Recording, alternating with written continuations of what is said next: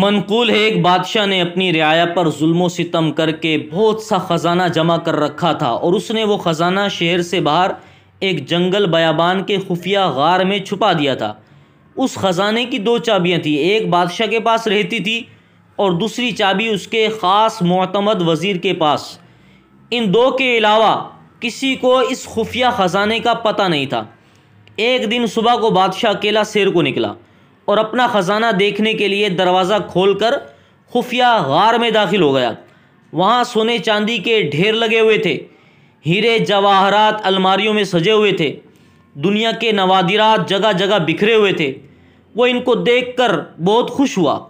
اسی دوران وزیر کا اس علاقے سے گزر ہوا۔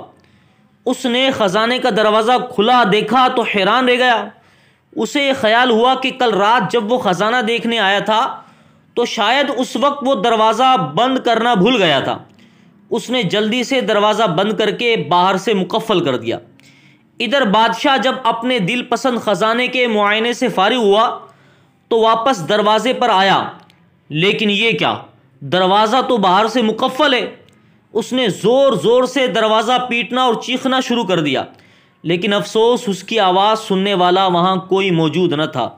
وہ لوٹ کر پھر اپنے خزانے کی طرف گیا اور ان سے دل بہلانے کی کوشش کرتا رہا۔ بالآخر بھوک اور پیاس کی شدت نے اسے تڑپانا شروع کیا۔ وہ پھر بھاگ کر دروازے کی طرف لپکا، لیکن وہ بدستور بند تھا۔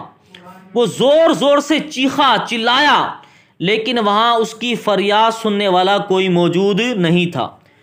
وہ نڈھال ہو کر دروازے کے پاس گر گیا۔ جب بھوک پیاس سے وہ بری طرح تڑپنے لگا تو جیسے تیسے خود کو گھسیٹتا ہوا ہیروں کی تجوری تک پہنچ گیا اور اسے کھول کر بڑے بڑے ہیرے دیکھے جن کی قیمت لاکھوں میں تھی۔ اس نے بڑے خوش آمدانہ انداز میں کہا، اے انمول ہیرو، مجھے ایک وقت کا کھانا دے دو۔ اسے ایسا لگا جیسے وہ ہیرے زور زور سے قہقہے لگا رہے ہوں۔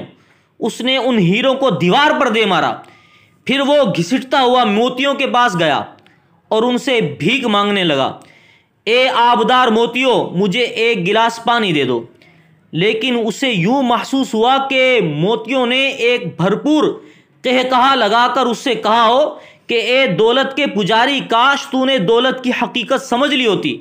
تیری ساری عمر کی کمائی ہوئی دولت تجھے ایک وقت کا کھانا اور پانی بھی نہیں دے سکتی۔ بادشاہ چکرا کر گر گیا۔